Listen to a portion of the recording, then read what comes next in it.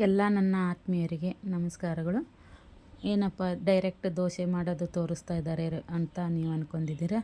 ಹೌದು, ಇವತ್ತು ನಾವು ಡಯಟ್ ಮಾಡ್ದೇ, ಉಪವಾಸ ಇರಲಾರ್ದೇ, ಅನ್ನ ಬಿಡಲಾರ್ದೇ, ಏನಪ್ಪ ಅಂದರೆ ನಾವು ವೀಕ್ಲಿ 1 ಟೈಮ್ ಈ ಥರ ಮಾಡ್ಕೊಂಡು ಊಟ ಮಾಡೋರಿಗೆ, ಅಥವಾ ಡೈಲಿ ಡಯಟ್ ಮಾಡ್ತಾಯಿದ್ದೀವಿ, ನಾವು ಜಿಮ್ಗೆ ಹೋಗ್ತಾಯಿದ್ದೀವಿ, ಡಯಟ್ ಪ್ಲ್ಯಾನಿಂಗಲ್ಲಿದ್ದೀವಿ ಅನ್ನೋರಿಗೆ ಇದು ನಿಮಗೆ ಒಂದು ಗುಡ್ ಹೆಲ್ತಿ ಫುಡ್ ಇದೆ. ಸೊ ನೀವು ಒಮ್ಮೆ ಟ್ರೈ ಮಾಡಿ. ನಾವು ಮಾಡಿದ್ದೀವಿ ಇವತ್ತು, ನಾವು ಅದಕ್ಕೆ ನಿಮ್ಮ ಜೊತೆ ನಾವು ಶೇರ್ ಮಾಡ್ಕೊತಾ ಇದ್ದೀವಿ. ತೊಂಡೆಕಾಯಿ, ನೀವು ಯಾವ ತರಕಾರಿ ಇದೆಯೋ ಆ ತರಕಾರಿ ಹಾಕಿ. ನಾನು ತೊಂಡೆಕಾಯಿ ಇದೆ, ತೊಂಡೆಕಾಯಿ ಒಂದು ಸ್ವಲ್ಪ ಬೇಳೆ, ತೊಗರಿಬೇಳೆ, ಪಲಾವ್ ಎಲೆ, ಏಲಕ್ಕಿ ಹಾಕಿ ಕುದಿಸ್ಕೊತಾ ಇದ್ದೀನಿ. ಮಾಮೂಲಿನೇ ಕುದಿಸ್ಕೊಳೋ ಟೈಪೇ, ಸಾಂಬಾರಿಗೆಲ್ಲ ಬೇಳೆ ಕುದಿಸ್ಕೊತೀವಲ್ಲ ಆ ಥರ ಕುದಿಸ್ಕೊಳ್ಳಿ. ಇದಕ್ಕೆ ಮೇನ್ ಅಂದರೆ ನಾವು ಒಗ್ಗರಣೆ ಹಾಕಲ್ಲ. ವಿಡಿಯೋನ ಫಾಸ್ ಮಾಡಬೇಡಿ, ಫುಲ್ ವಿಡಿಯೋ ನೋಡಿ. ನೀವು ಡಯಟ್ ಮಾಡೋ ಪ್ಲ್ಯಾನಿಂಗಲ್ಲಿರೋರಿಗೆ ತುಂಬ ಅನುಕೂಲ ಆಗ್ತಾಯಿದೆ ನೋಡಿ. ಒಣ ಕೊಬ್ಬರಿ, ಎಳ್ಳು, ಕರಿ ಎಳ್ಳು ಅಥವಾ ಬಿಳಿ ಎಳ್ಳು, ಕೊತ್ತಂಬರಿ, ಲವಂಗ, ಕಲ್ಲು ಹೂವು, ಕಾಳುಮೆಣಸು, ಹಸಿಮೆಣಸಿನ್ಕಾಯಿ. ನೀವು ಕಾಳುಮೆಣಸು ಇಲ್ಲ ಲವಂಗದಲ್ಲಿ ಒಂದು ಯಾವ್ದಾರು ಸ್ಕಿಪ್ ಮಾಡ್ಕೋಬೋದು, ಬಟ್ ನಾನು ಹಾಕಿದ್ದೀನಿ. ಇದರಲ್ಲಿ ನಾನು ಕರಿಬೇವು ಸ್ಕಿಪ್ ಮಾಡಿದ್ದೀನಿ ನೋಡಿ. ಎಳ್ಳನ್ನ ಹುರಿತಾ ಇದ್ದೀನಿ. ಈ ಥರ ಹುರ್ಕೋಬೇಕು ಎಲ್ಲ ಪದಾರ್ಥನೂ. ಆದ್ಮೇಲೆ ನಾನು ಎಲ್ಲ ಪದಾರ್ಥಗಳನ್ನು ಹುರಿಯೋದು ವಿಡಿಯೋ ಮಾಡೋಕ್ಕಾಗಲ್ಲ, ನಾನು ಶಾರ್ಟ್ಕಟ್ ಟೈಮಲ್ಲಿ ಮಾಡ್ತಾಯಿರ್ತೀನಿ. ನಾನು ಮಾಡ್ತಾಯಿರೋ ಡೈರೆಕ್ಟ್ ಅಡುಗೆದೇ ನಾನು ಪ್ಲ್ಯಾನಿಂಗ್ ಇಲ್ಲದೆ ಏನು ನಾವು ಮನೇಲಿ ಮಾಡ್ತಾಯಿರ್ತೀನಿ ವಿಡಿಯೋ ಮಾಡೋಕ್ಕೋಸ್ಕರ. ನಾನೇನು ಎಕ್ಸ್ಟ್ರಾ ಪ್ಲ್ಯಾನ್ ಮಾಡ್ಕೊಳಂಗಿಲ್ಲ, ನಾನು ಮಾಡ್ತಾಯಿರ್ತೀನಿ. ಅದು ಏನಾದರೂ ನಿಮ್ಮ ಜೊತೆ ಶೇರ್ ಮಾಡ್ಕೋಬೇಕು ಅನ್ನೋ ವಿಚಾರ ಬಂದರೆ ಹಾಗೆ ವಿಡಿಯೋ ಮಾಡಿ ನಿಮ್ಮ ಜೊತೆ ಶೇರ್ ಮಾಡ್ಕೊತಾ ಇರ್ತೀನಿ. ಸೊ ಅದರಿಂದ ಅದೇ ಥರ ಎಲ್ಲನೂ ಇದನ್ನು ಹುರ್ಕೊಳ್ಳಿ. ಒಂದೊಂದೇ ಪದಾರ್ಥ ಹುರ್ಕೊಂಡು ಮಿಕ್ಸಿ ಮಾಡ್ಕೊಳ್ಳಿ ನೀರು ಹಾಕಿ.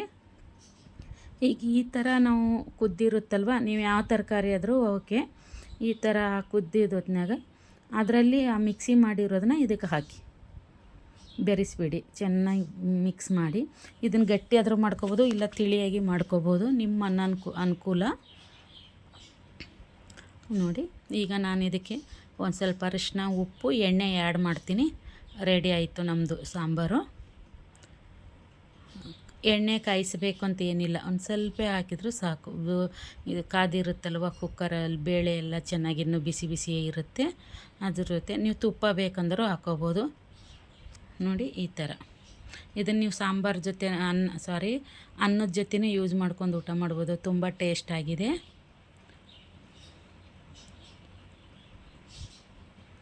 ಈಗ ಸಾಂಬಾರು ಮಾಡಿದ್ವಿ, ಇದಕ್ಕೆ ರೊಟ್ಟಿ ಮಾಡಬೇಕಲ್ವ, ಡಯಟ್ ಪ್ಲ್ಯಾನಿಂಗ್ ರೊಟ್ಟಿನೇ ಇದು. ಈಗ ನಮ್ಮ ಮನೇಲಿ ನಾವು ಜೋಳದ ರೊಟ್ಟಿ ಜೋಳ ಉಪಯೋಗಿಸೋದ್ರಿಂದ ನಾವು ಜೋಳದ ಹಿಟ್ಟು ತೊಗೊಂಡಿದ್ದೀವಿ. ಇನ್ನು ಜೋಳದ ಹಿಟ್ಟು ಇಲ್ಲಾಂದರೆ ಗೋಧಿ ಹಿಟ್ಟು, ಬೋಂಡ ಹಿಟ್ಟು, ಕಡಲೆಪಪ್ಪು ಹಿಟ್ಟು ಅಥವಾ ಪುಟಾಣಿ ಹಿಟ್ಟು, ಸ್ವಲ್ಪ ರವೆ ನೀವು ಜೋಳದ ಹಿಟ್ಟು ಹಾಕಿಲ್ಲ ಅಂದಾಗ ರವೆ ಮತ್ತು ಗೋಧಿ ಹಿಟ್ಟು ಜಾಸ್ತಿ ಹಾಕಿ. ನೀವು ಪ್ರಮಾಣ ನಿಮ್ಮದು ನೋಡ್ಕೊಳ್ಳಿ. ನಾವು ನಮ್ಮ ಮನೇಲಿ ಇವತ್ತಿಂದು ನೈಟ್ ಊಟಕ್ಕೆ ರೈಸ್ ನಾವು ಸ್ಕಿಪ್ ಮಾಡಿದ್ದೀವಿ.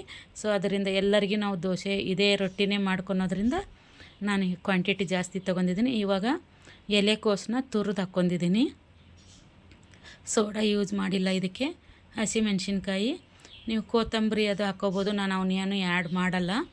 ಒಂದು ಜಾಸ್ತಿ ಹಾಕಿದರೆ ಇದ್ರ ಟೇಸ್ಟು ನಮಗೆ ಸಿಕ್ಕೋಲ್ಲ. ಸೊ ಅದರಿಂದ ನಾನು ಕೊತ್ತಂಬರಿನ ನಾನು ಕಡಿಮೆ ಯೂಸ್ ಮಾಡೋದು ಎಲ್ಲ ಅಡುಗೆಗೂ ನೋಡಿ. ಈ ಥರ ಸರಳವಾಗಿ ನಿಧಾನಕ್ಕೆ ಮಿಕ್ಸ್ ಮಾಡ್ಕೋಬೇಕು ಗಂಟಿಲ್ದೇ. ನಾನು ಇವತ್ತಿನ ನೈಟೇ ಅಡುಗೆ ಮಾಡ್ತಾಯಿದ್ದು 8 ಗಂಟೆಗೆ. ಆ 8 ಗಂಟೆಯಲ್ಲಿ ನನ್ನ ಫೋಕಸ್ ಎಷ್ಟು ಸಿಕ್ಕುತ್ತೋ ಲೈಟ್ದು ಅಷ್ಟರಲ್ಲೇ ಮಾಡಿದ್ದೀನಿ. ನೀವು ನೋಡ್ತಾ ಇದ್ದರೆ ಏನು ತಪ್ಪು ಭಾವಿಸಬೇಡಿ. ನೀವು ಒಂದು ಟೈಮ್ ಟ್ರೈ ಮಾಡಿ ನೋಡಿ. ನಾನು ಈ ಹಿಟ್ಟನ್ನ ಚಪಾತಿ ಮಾಡೋ ಹಂಚಲ್ಲಿ ಹಾಕ್ತಾಯಿದ್ದೀನಿ, ದೋಸೆ ಮಾಡೋ ಹಂಚಲ್ಲಿ ಮಾಡ್ತಾಯಿಲ್ಲ. ಯಾಕಂದರೆ ಒಮ್ಮೆ ನೀವು ಟ್ರೈ ಮಾಡಿ ನೋಡಿ. ದೋಸೆ ಹಂಚಲ್ಲಿ ಮಾಡಿದರೆ ಇದು ಟೇಸ್ಟ್ ಬೇರೆ ಬರುತ್ತೆ, ಚಪಾತಿ ಹಂಚಲ್ಲಿ ಮಾಡಿದರೆ ಟೇಸ್ಟ್ ಬೇರೆ ಬರುತ್ತೆ. ಈ ಥರ ಬೇಯಿಸಿ ಹಾಕಿ ಚೆನ್ನಾಗಿ ಮಿಕ್ಸ್ ಮಾಡಬೇಕು. ಈ ಥರ ನೀವು ನೀಟಾಗಿ ದೋಸೆಗೆ ಗಂಟಿಲ್ದೇ ಎದ್ಕೊನ್ಲಾರ್ದೇ ನೀಟಾಗಿ ಮಾಡಬೇಕು. ತುಂಬ ಹೊತ್ತೇನಾಗಲ್ಲ, ಒಂದು 10 ನಿಮಿಷಕ್ಕೆ ಮನೆ ಜನ ಎಲ್ಲ ಊಟ ಮಾಡ್ಬೋದು. ಅಷ್ಟು ರೊಟ್ಟಿ ಬೇಗ ಆಗುತ್ತೆ. ಬೇಕು ಅಂದರೆ ಎಣ್ಣೆ ಹಾಕ್ಕೋಬೋದು. ನಾನು ಸ್ವಲ್ಪ ಹಾಕ್ತಾಯಿದ್ದೀನಿ ಎಣ್ಣೆನ. ನೀವು ಒಮ್ಮೆ ಮಾಡಿ ಟ್ರೈ ಮಾಡಿ ನೋಡಿ. ಡಯಟ್ ಮಾಡೋರಿಗೆ ತುಂಬ ಅನುಕೂಲ ಇದೆ. ಮಾಡ್ತಾಯಿದ್ದೀರಿ ಅಂತಂದರೆ ಈ ಥರದ ಪದಾರ್ಥನ ಉಪಯೋಗಿಸ್ಕೊಂಡು ನೀವು ರೊಟ್ಟಿ ಮಾಡ್ಕೊಳ್ಳಿ. ಒಂದು ದಿನಕ್ಕೆ ಒಂದು ನೈಟ್ ರೈಸ್ ಬಿಡಿ, ಈ ಥರದ ಪದಾರ್ಥಗಳ ಹಾಕಿಬಿಟ್ಟು ನೀವು ರೊಟ್ಟಿ ಮಾಡ್ಕೊಂಡು ಇಲ್ಲ ಚಪಾತಿನೂ ಮಾಡ್ಕೊಬೋದು. ಈ ಥರ ಮಾಡ್ಕೊಂಡು ಗಟ್ಟಿಯಾಗಿ ನಾದ್ಕೊಂಬಿಟ್ಟು ಮಾಡ್ಕೊಂಡು ನೀವು ಊಟ ಮಾಡಿ ಟ್ರೈ ಮಾಡಿ ನಮ್ಮ ಚಾನಲ್ನ ಸಬ್ಸ್ಕ್ರೈಬ್ ಮಾಡ್ಕೊಳ್ಳಿ. Thank you. ಎಲ್ಲರಿಗೂ ಧನ್ಯವಾದಗಳು.